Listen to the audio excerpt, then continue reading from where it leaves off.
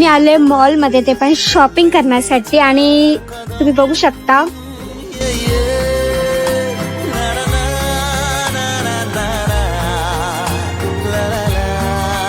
काय करत होता?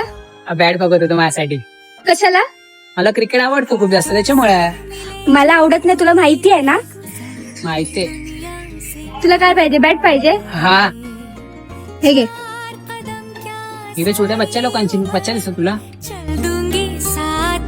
आता आता अशी बोलू नको तू बिलकुल पण.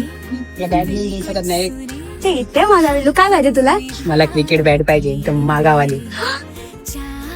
पण मी तर तुला खेळायला देणारच नाही, मग काय करशील? आपण दोघं खेळू मग.